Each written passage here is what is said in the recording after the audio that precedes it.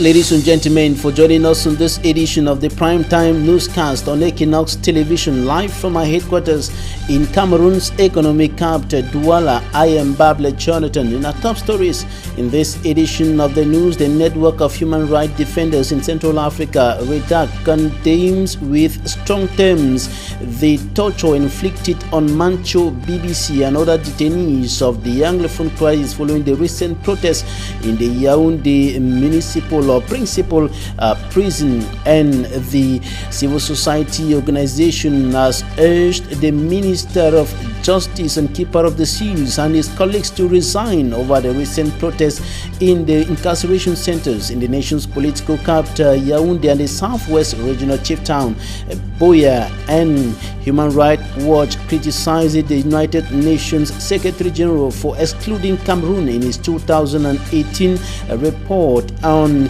children and armed conflicts around the world. In that report, the UN Secretary General said children are being used in armed conflicts in over 20 top conflict-hit countries.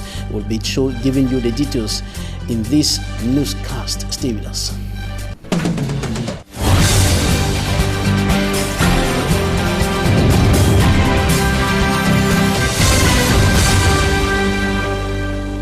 United Nations Secretary General Antonio Guterres excludes Cameroon from his 2018 report on children and armed conflicts around the world. He has been criticized by Human Rights Watch for excluding Cameroon regardless of the facts and figures the non-governmental organization is presenting as far as the Anglophone crisis and children in the northwest and southwest regions of the country are concerned. And the non-governmental organization has criticized Antonio Guterres for not including Cameroon. And in that report, UN Secretary General said children had been used in over 20 highly hit conflict countries. Details with Innocent Azi.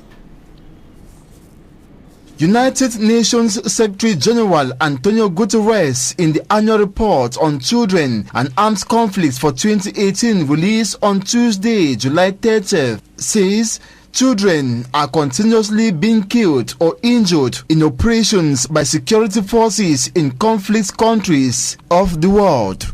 To him, these are children recruited as fighters by armed groups. The annual report of the UN Secretary General indicates that the total number of children killed in 20 war countries of the world stands at 12,000 in 2018. Apart from this, there are reports of sexual violence against girls by security forces, attacks on hospitals and schools. Cameroon, which is witnessing similar abuses, has been spared from the list of top conflict nations where rights of children are violated, something contested by Ilaria Allegrozi of Human Rights Watch and other organizations for the protection of children's rights. The talk of a deteriorating situation in Anglophone regions of Cameroon for 3 years today. This situation to them has displaced hundreds of thousands of persons, amongst them a great number of children. According to the Social Democratic Front Party, 6,000 educational establishments have been shut down since start of the Anglophone crisis, preventing close to 600,000 children from schooling. Elsewhere, a great number of children in the two English-speaking regions have been victims of sexual harassments, abductions, and several others killed in the course of the armed conflict between separatists and the military.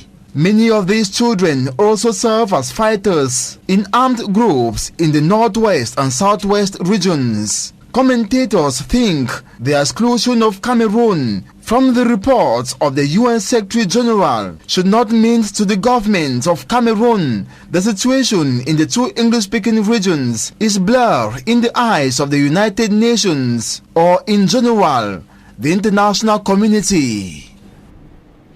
And the back-to-school campaign of Northwest Governor Dov Elele Lafrique in the DOMOU division, Northwest region of the Republic of Cameroon, was interrupted today by gunshots purportedly coming from guns carried by pro-independence fighters, and the meeting was shortly disrupted within a short period of time, and the forces of law and order, or rather military and security forces, intervened, preventing the civilians from disrupting the meeting and attending or reaching to the authorities and all other persons who were present at that meeting.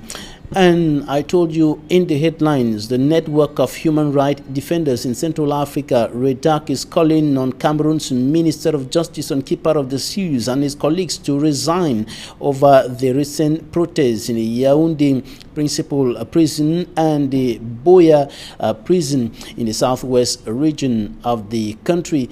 And of course, the non-governmental organization has also condemned torture inflicted on Mancho BBC and other detainees of the Anglophone crisis after they were forced out of the Yaoundé maximum security prison following that protest move. Details in this report compiled by For Me Armstrong Sander.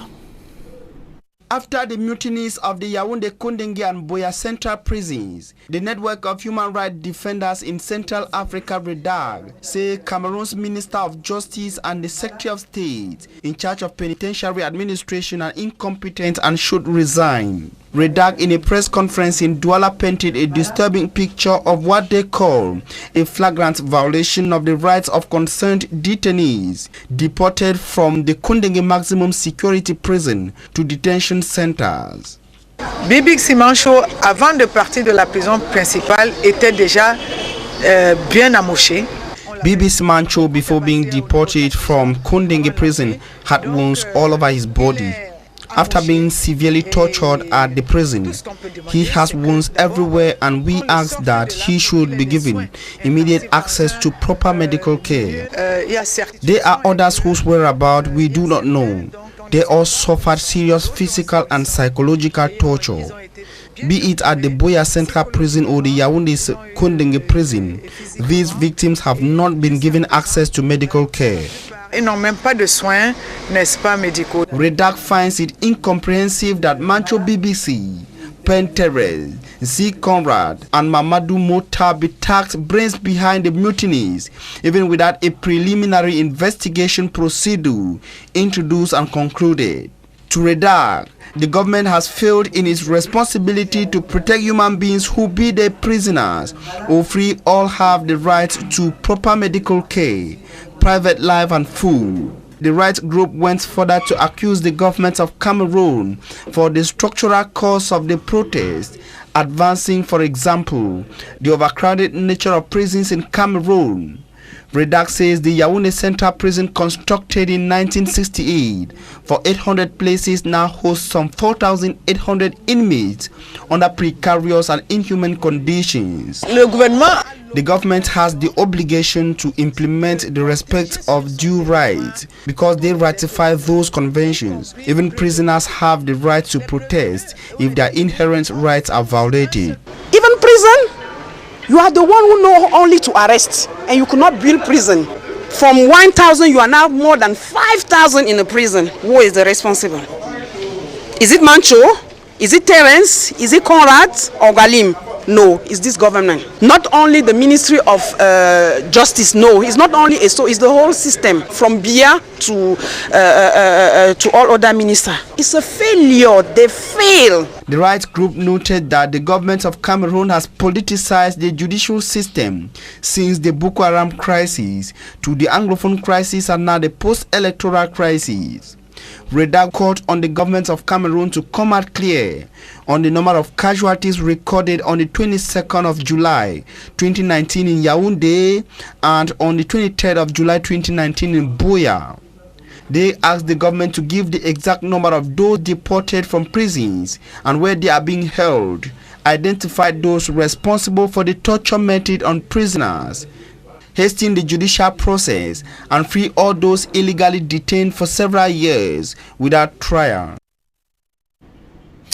Coming up, Alimbe-based correspondent takes a look at some governance flaws exposed by the Anglophone crisis and how some legal minds are now working to correct the wrongs. Davidson Maimo reports from Limbe. Statistics hold that the ongoing Anglophone crisis has exposed many lapses within different sectors in the governance of the country. One of such loopholes is within the practice of the common law in the legal system of the country. It is within these flaws that Pro-Peace for Sustainable Development, a non-governmental organization, organized a one-day workshop on international arbitration in Cameroon and professional ethics.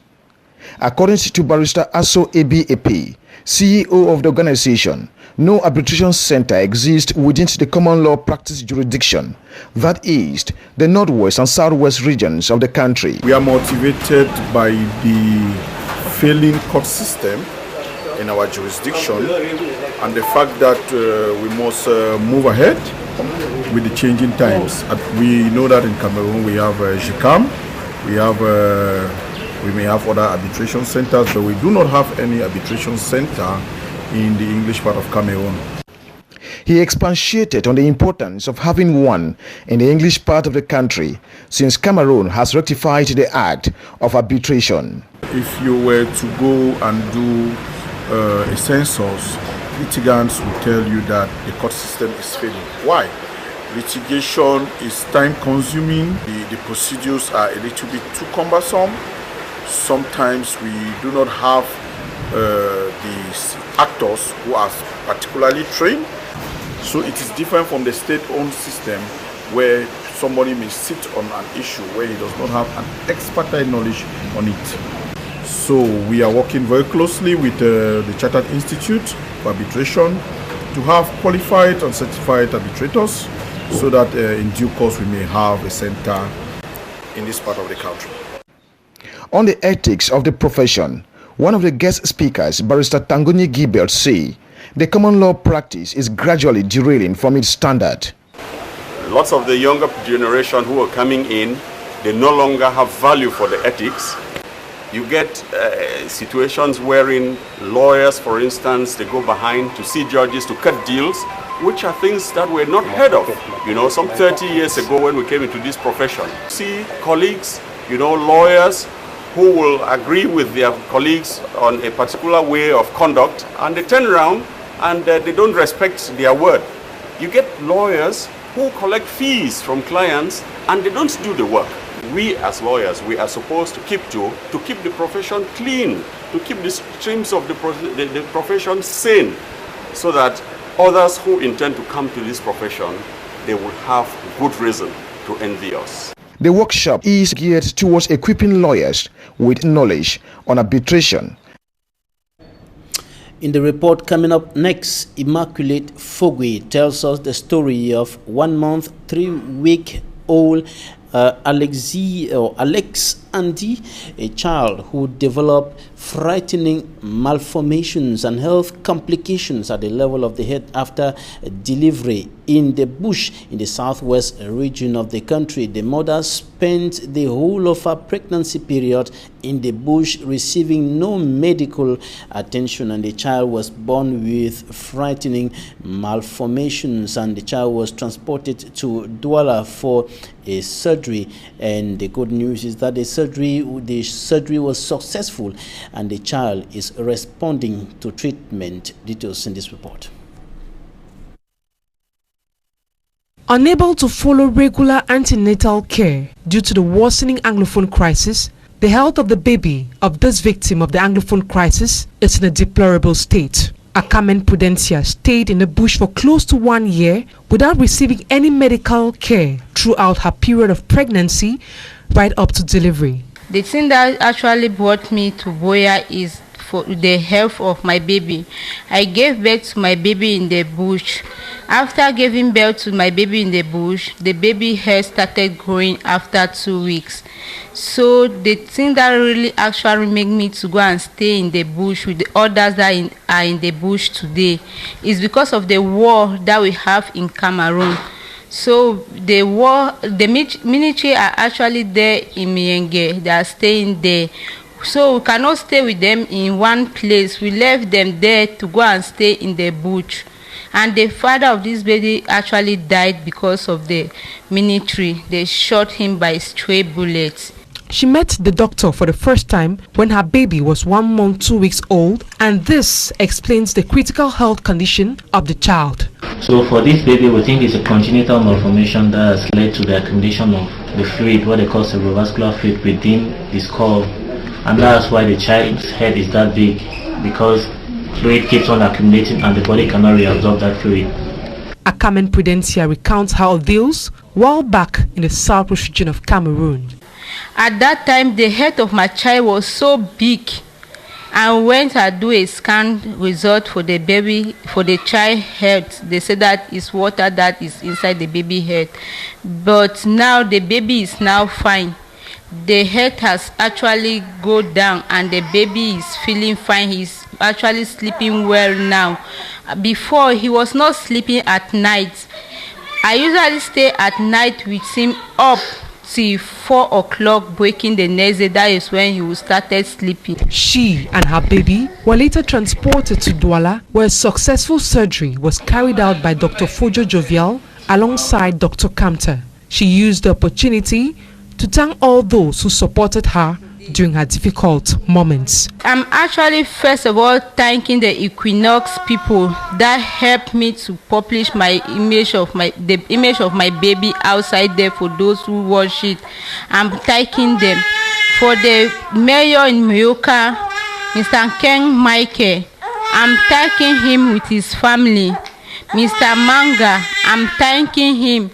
And also Mr. Maya, I'm thanking him. There are others outside there that I don't even know their name, but they have been helping me.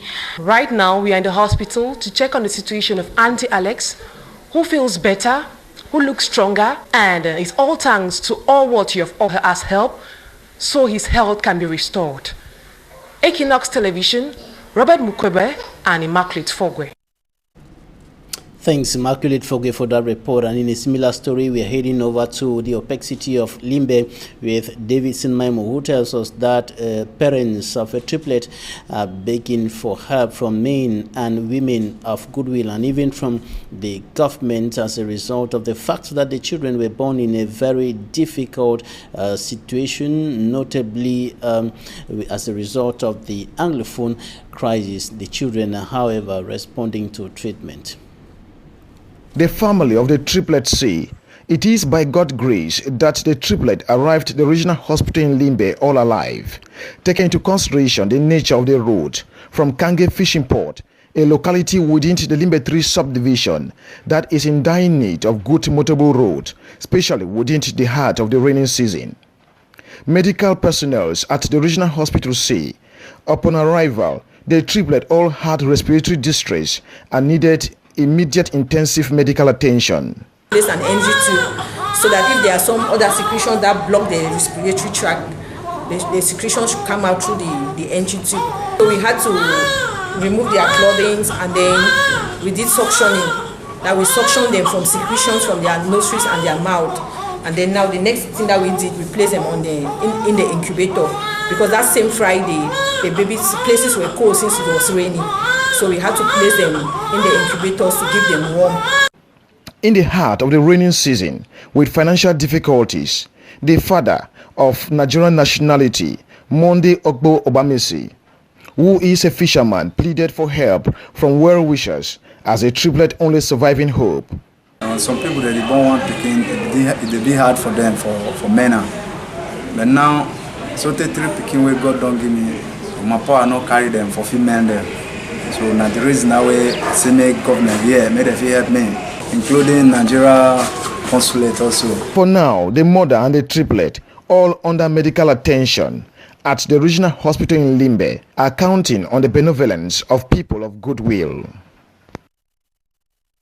North region of the Republic of Cameroon, problems of bad roads, difficult or no access to potable water and electricity, complicating life for inhabitants for that part of the Republic of Cameroon. And recently some young people gathered to find solutions while expecting an intervention from the Yaoundé administration to remedy their living or improve on their living conditions. Details with Hemin Iluga. The stretches of road are all filled with potholes. Facing difficult rides with vehicles, the locals have adopted plying the roads with motorbikes. When obliged to travel far off, the experience gets tough.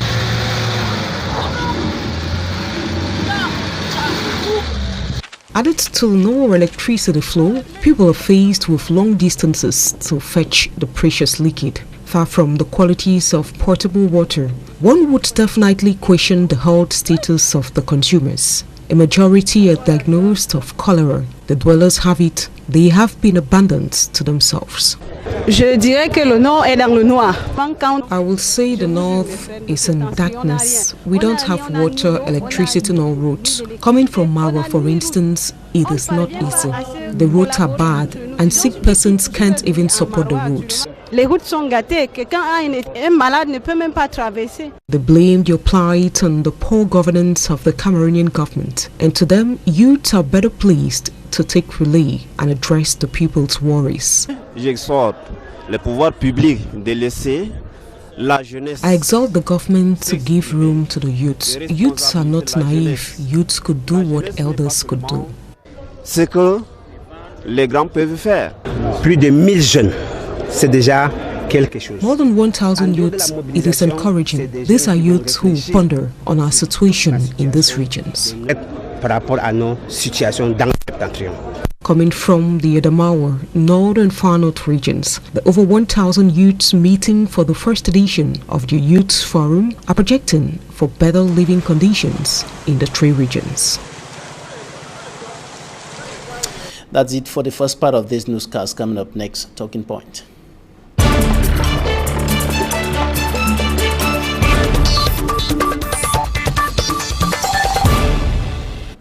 Thanks, ladies and gentlemen, for staying with us in Talking Points. We are receiving one of the very courageous female politicians in the Republic of Cameroon, the Secretary General of the Cameroon People's Party, CPP, Bergeline. DOMOU, welcome. Thank you, Babila. And I'm happy to be here as usual. And my first thoughts are for women, African women. You know, this is African Women International Day. And we cannot move without paying tribute to all these women, African women standing firm for their country, standing firm for their family, and so on and so forth. Especially Cameroonian women. We all know Marthe Wanje, Gertrude Omok, and so forth and so forth. But nowadays we have women like Maître Alice Com, who are receiving treat. We have been treating since the Forum of Munich, and I will not forget Mother of the Nation, especially mothers